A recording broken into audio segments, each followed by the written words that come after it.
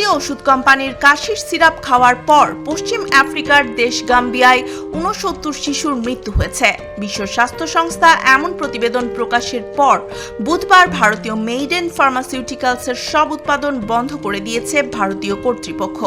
সম্প্রতি ভারতের হরিয়ানায় ওষুধ উৎপাদনকারী প্রতিষ্ঠানটির কারখানা পরিদর্শন করে রাজ্য ও কেন্দ্রীয় স্বাস্থ্য কর্তৃপক্ষ।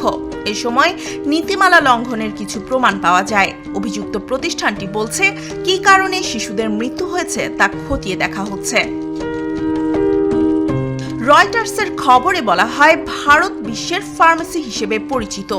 আফ্রিকার মোট চাহিদার ৪৫% ওষুধই সরবরাহ করে ভারত। কিন্তু সম্প্রতি কাশির সিরাপ খাওয়ার পর গাম্বিয়ার ৬৯ শিশুর মৃত্যুর ঘটনা ভারতীয় ওষুধ কোম্পানিগুলোর জন্য খারাপ উদাহরণ। এটি ভারতীয় ওষুধ শিল্পের ক্ষেত্রে বড় একটি ধাক্কাও। গত এক দশকে আফ্রিকায় ভারতীয় ওষুধ রপ্তানি দ্বিগুণ বেড়েছে। অর্থ বছরে আফ্রিকায় ২৪.৫ বিলিয়ন ওষুধ রপ্তানি করেছে ভারত। ভারতীয় কর্তৃপক্ষ চলতি মাসে ৪ বার হরিয়ানায় মেইডেনের প্রধান কারখানা পরিদর্শন করেছে। তারা বলছে প্রতিষ্ঠানটি নিয়ম লঙ্ঘন করে ওষুধ তৈরি ও পরীক্ষা করছে।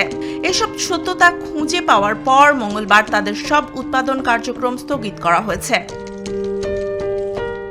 এক আদেশে হরিয়ানার ওষুধ নিয়ন্ত্রণ সংস্থা বলেছে, তদন্তে গুরুতর নিয়ম লঙ্ঘনের অভিযোগ পাওয়া গেছে। উৎপাদিত ওষুধের সুরক্ষা, কার্যকারিতা ও মানের ক্ষেত্রে সম্ভাব্য ঝুঁকি পাওয়ায় প্রতিষ্ঠানটির ওষুধ উৎপাদন তাৎক্ষণিকভাবে বন্ধ করা হয়েছে।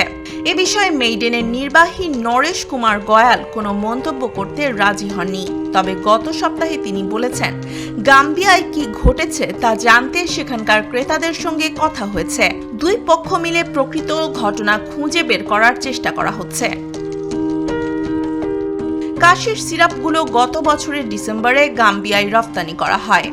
হরিয়ানায় মেইডেনের কারখানায় এ ওষুধ উৎপাদন করা হয়েছিল। ২০২৪ সালের নভেম্বর পর্যন্ত ওষুধের মেয়াদ আছে। বিশ্ব স্বাস্থ্য সংস্থার সহকারী মহাপরিচালক মারিয়াঞ্জেলা সিমাও এক ভার্চুয়াল সংবাদ সম্মেলনে বলেছেন, তারা মেইডেনের কাশির সিরাপ নিয়ে তদন্ত করতে ভারতীয় কর্তৃপক্ষের সঙ্গে ঘনিষ্ঠভাবে কাজ করছেন।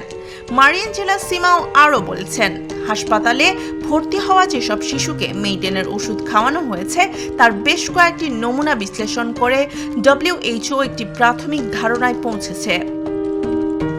মেইডেনের ওয়েবসাইটে দেওয়া তথ্য বলছে, হরিয়ানার প্রধান কারখানা বছরে ২২ লাখ সিরাপ, ৬০ কোটি ক্যাপসুল, ১ কোটি ৮০ লাখ ইনজেকশন, ৩ লাখ মলম ও ১২০ কোটি ট্যাবলেট উৎপাদন করতে সক্ষম।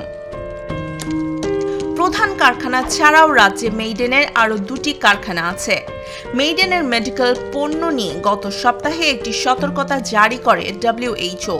এই সময় বাজার থেকে মেইডেনের সব ধরনের পণ্য সরাতে বলে জাতিসংঘের সংস্থাটি। ল্যাবরেটরিতে মেইডেনের ৪টি কাশির সিরাপ বিশ্লেষণ করা হয়েছে। এগুলোতে নির্ধারিত মাত্রার চেয়ে অনেক বেশি ডায়াথিলিন গ্লাইকল ও ইথালিন গ্লাইকলের মতো উপাদান ব্যবহার করা হয়েছিল বলে জানা গেছে। এসব উপাদান মানবদেহের জন্য অত্যন্ত ক্ষতিকর। এতে বিভিন্ন সমস্যার পাশাপাশি কিডনির সমস্যা দেখা দিতে পারে। গ্লিসারিনের তুলনায় সস্তা হওয়ায় অনেক ফার্মাসিউটিক্যাল কোম্পানি কাশির সিরাপ তৈরিতে ডায়াথিলিন গ্লাইকল ও ইথালিন গ্লাইকল ব্যবহার করে। গাম্বিয়ার পুলিশও শিশুদের মৃত্যুর ঘটনা তদন্ত করছে। মঙ্গলবার পুলিশের একটি প্রাথমিক প্রতিবেদনে বলা হয়েছে, কিডনিতে মারাত্মক প্রভাবের কারণে ৬৯ শিশুর মৃত্যু হয়েছে। ভারতে তৈরি এসব কাশির সিরাপ আমদানি করেছিল আটলান্টা ভিত্তিক আটলান্টিক ফার্মাসিউটিক্যালস। তবে এ বিষয়ে আটলান্টিক ফার্মাসিউটিক্যালসের সঙ্গে যোগাযোগের চেষ্টা করেও তাদের সঙ্গে কথা বলা যায়নি। ভারতের দাবি, কাশির সিরাপগুলো শুধু গাম্বিয়াতে রফতানির জন্য অনুমোদন দেওয়া হয়েছিল।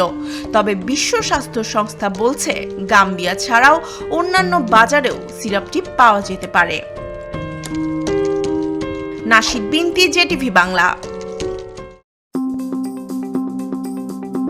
জেআরএফে সুস্বাগত। জেআরএফ রেমিটস, জাপানের ১ নম্বর রেমিটেন্স কোম্পানি। বাংলাদেশ থেকে যে কেউ যে কোনো সময় নগদ, বিকাশ বা ব্যাংকের মাধ্যমে টাকা পাঠাতে পারেন খুব সহজেই।